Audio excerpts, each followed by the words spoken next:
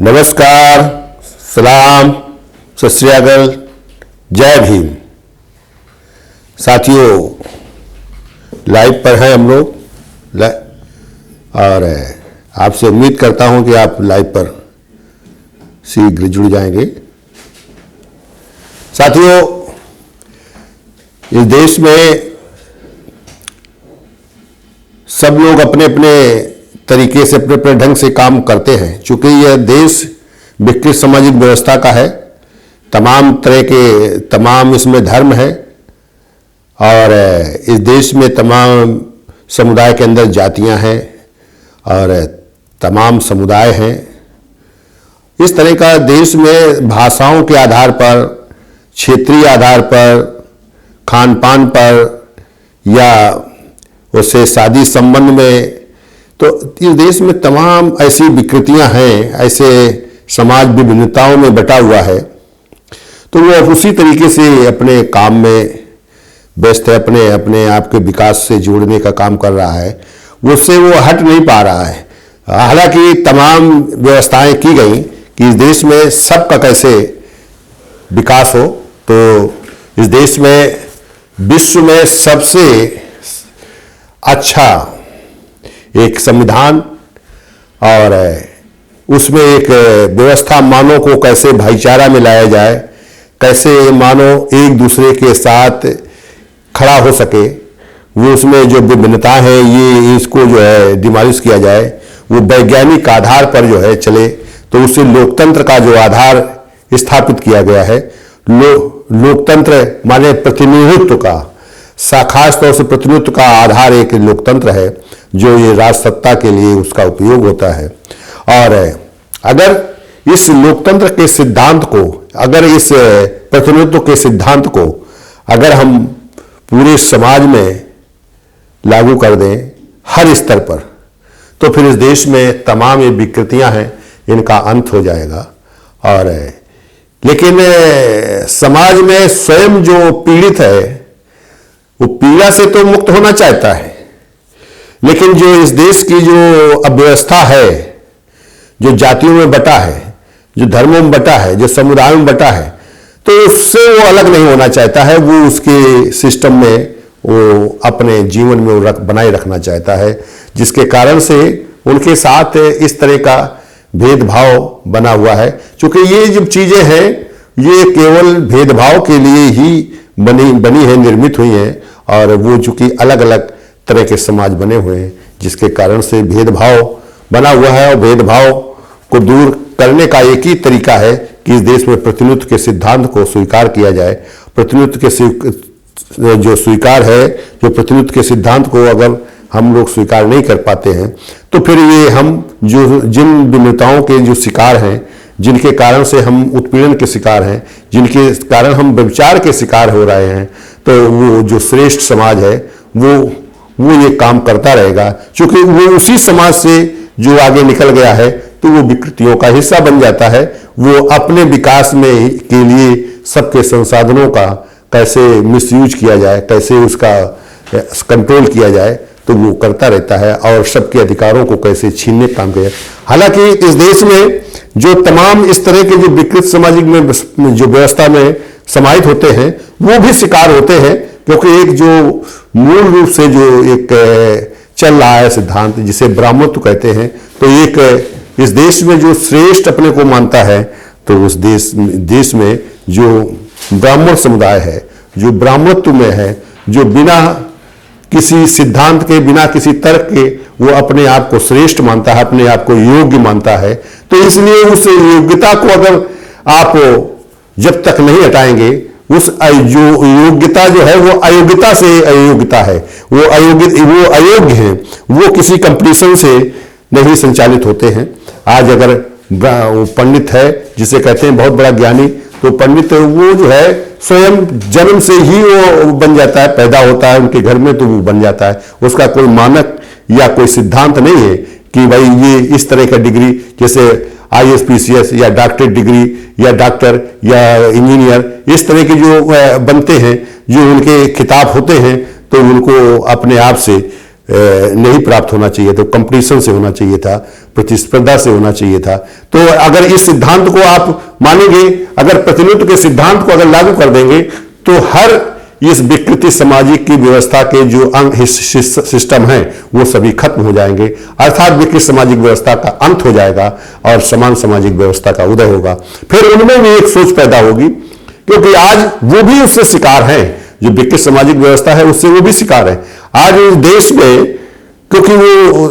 जो श्रेष्ठता का आधार है वो लोगों को नुकसान पहुंचाने का ही है, वो किसी को फायदा नहीं पहुंचा सकता है। इसलिए समान सामाजिक व्यवस्था का हिस्सा बनकर हम हर स्तर पर फायदा भी लें, और उससे केवल एनर्जी का उत्पादन होगा। जो इसकी शक्ति है कैसे जोड़कर बड़ी शक्ति बनाकर उससे कैसे जो कन्वर्ट करके कैसे वो जो है संपदा में, धन संपत्ति में कैसे उसके विकास में काम आएगी, वो उसका जो है काम शुरू हो जाएगा और वो समान सामाजिक व्यवस्था से सभी लोग खुशहाल होंगे। तो आज देश में जो इससे आहत है उसको इस बात को आगे लेके चलना चाहिए। जैसे इस देश में दलित समुदाय, जिसे अनुसूचित जाति कहते हैं, अनुसूचित जनजाति कहते हैं, तो ये जो इनको पहले जो आरक्षण का जो खिताब मिला, हालांकि इसमें बहुत बड़ा धोखा हुआ था, क्योंकि प्रतिनिधित्व का आधार अगर लागू होता जो तो फिर इसमें सबको देना पड़ता। लेकिन ये जो समाज है, यहाँ जो श्रेष्ठता का जो आधार बनाए हुए है वो इतना चालाक था कि वो उसने जो है हर स्तर पर तोड़ने का काम किया समाज को, और उसने आरक्षण तो दे दिया वो एक समाज को, अनुसूचित जाति अनुसूचित जनजाति को, लेकिन इस देश में उसको हिस्सेदारी का केवल कहता तो रहा यह देश सबका है, लेकिन उसको हिस्सेदारी के रूप में शामिल नहीं किया। अगर इस देश में हम सभी लोग मिलकर, आज तमाम लोग इससे संघर्ष कर रहे हैं कि नहीं, आरक्षण का विरोध भी करते थे कि भाई अगर इनको मिला है तो हमको मिले, तो सवाल यह है कि इनको मिला है, ये एक सिद्धांत के तहत मिला है, इसका विरोध नहीं होना चाहिए था। इसका केवल ये होना चाहिए कि हमें भी मिलना चाहिए, हम इस देश के हिस्सेदार हैं, तो हमें हिस्सेदारी का हमारा प्रतिनिधित्व कायम होना चाहिए। तो यही एक राष्ट्रीय भागीदारी आंदोलन चलाया गया है कि हर व्यक्ति अपने अधिकार के लिए लड़े और अपने कर्मठता के लिए, अपनी श्रेष्ठता के लिए, अपने कार्य के लिए वो लड़े और उसको करे, संघर्ष में आगे बढ़े। और जब जिस दिन ये सारी चीजें आ जाएंगी तो जो अयोग्य है, जिसे अयोग्य कहते हैं, वो सभी योग्य हो जाएंगे, क्योंकि उनको जब उस सिस्टम में जुड़ने का मौका मिलेगा तो वो अपने आप से उसका जो क्वालिफिकेशन है, जो चाहे तकनीकी हो चाहे गैर तकनीकी हो, वो अपने आप से शुरू हो जाएगी। आज बिना पढ़े लिखे स्कूलों में बहुत बड़ा तकनीकी काम कर रहे हैं, लेकिन वो सब बहुजन समाज के हैं या नीचे तबके के लोग हैं जिनसे छूत कहते हैं, लेकिन उस कामों को दूसरा नहीं कर सकता है। लेकिन अब उसको मान्यता नहीं है, इसलिए है आज स्वच्छकार समाज जो जिस तरह से वो काम कर रहा है, और जो जिस काम को दूसरा कोई नहीं कर सकता है उसका विशेष वर्क है, लेकिन आज तक विशेष उसको दर्जा नहीं दिया गया है। इसलिए इस देश में डिस्पैरिटी है,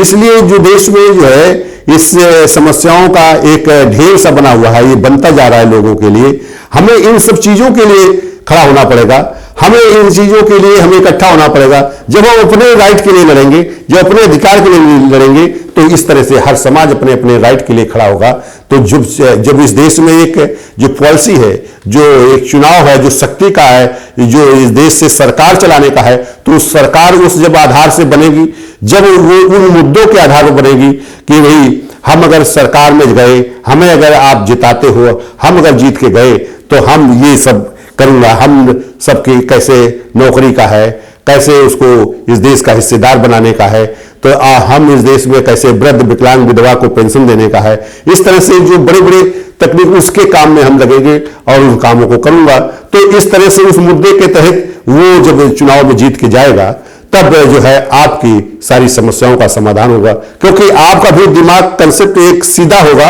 आस्था से हटके कि नहीं, हम देवी देवता और मंदिर के चक्कर में नहीं पड़ेंगे, हमें तो पहले हिस्सा चाहिए ना, क्योंकि उसका फायदा केवल एक ही समाज उठा रहा है। अब मान लीजिए ये आप जो है अयोध्या का प्रकरण था, बहुत बड़ा प्रकरण था, पूरे विश्व स्तर का प्रकरण बन गया था, लेकिन इससे जो है अगर पिछड़े समाज के लोगों ने या बहुजन समाज के लोगों ने इसे गिराया, इससे जो है बाबरी मस्जिद को तोड़ दिया, और इसके बाद जब उसको मंदिर की स्थापना हुई, चाहे जबरदस्ती हुई हो चाहे जैसे हुई हो, लेकिन उसमें भी उसके प्रतिनिधित्व को, सिद्धांत को नहीं रखा गया और वो कब्जे में उन लोगों के है जो लोग अयोग्य हैं, जो अपने को योग्य समझते हैं, लेकिन वास्तव में वो योग्य नहीं है, किसी कंपटीशन से नहीं आए हैं और आज उन्हीं का सब बन गया। लेकिन आज पिछड़े समाज को खास तौर से समझना चाहिए कि आपकी मंडल कमीशन की रिपोर्ट जो लागू हुई थी, जो 27% ही दिया गया 52 की जगह, तो 52 की जगह 27 अगर दिया गया तो फिर आपको सोचना चाहिए कि आपकी अगर आबादी अगर 52 है तो 52 मिलना चाहिए। उसमें भी क्रीमी लेयर लगाया गया है जिससे आप उसी तरह जो सामान्य लोगों को जो 10% जो दिया गया है उसकी क्रीमी लेयर अलग है और आपकी क्रीमी लेयर उससे भी कम है। तो इस तरह का जो सिस्टम है ये बहुत देश के लिए, समाज के लिए घातक है और उसे अगर वो उसको जनरल के रूप में आता है तो उससे कहा जाता है कि नहीं, आप जो है उस आरक्षण के तहत हैं और आपने आरक्षण का फॉर्म भरा है तो इसलिए आपको आरक्षण के तहत दिया जाएगा। इस तरह से वो अपना अपना एक रास्ता निकालते हैं। आज कैसे आपको वो कैसे विकास से बाहर रखें, इस तरह से उस रास्ते को वो अख्तियार करते हैं हर समय, क्योंकि वो एक मान्यता जो है वो श्रेष्ठता, अगर जिस दिन ये जो प्रतिनिधित्व का आधार हो जाएगा, हर जगह अगर आप प्रतिनिधित्व होंगे तो फिर ये बात बिल्कुल खारिज हो जाएगी और फिर वो बात इस पर नहीं करेंगे, फिर योग्यता की बात होगी, फिर कंपटीशन की बात होगी, फिर इस तरह से लोग कंपटीशन के आधार पर जाएंगे, तब इस देश में सबको अधिकार मिलेगा और जो एक दूसरे के खिलाफ जो भावना पैदा होती है ये खत्म हो जाएगी और यह देश सबका बनेगा और सब इस देश के अगर लोग अपने मानक के तहत जिसके ज्यादा सदस्य होंगे उसको हम वरीयता देंगे, वही वहां पहुंचेगा। तो फिर वो क्योंकि सदस्य जब बनाया है तो वो इसके लिए तो मेहनत किया होगा, लोगों तक गया होगा, लोगों तक पूछेगा, तो उस कार्य को अगर चुनाव में चाहिए, मेंबर चाहिए, तो मेंबरों तक पहुंचना बहुत जरूरी है। तो ऐसे जो पैसे के बल पर या जो ताकत के बाहुबली के ताकत के बल पर या किसी और चेहरे के आधार पर कि नहीं उनका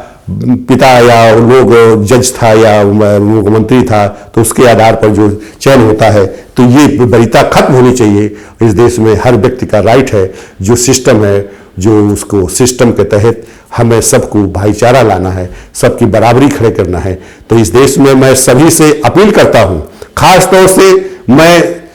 बहुजन समाज के लोगों से, मैं सवर्णों समाज से लोगों से कि सबका अधिकार है, सबका देश है, तो हम सब लोग अपने सिस्टम में लगे तो आपका जो है कहीं नुकसान नहीं होगा। वो जो है 6 वर्ष में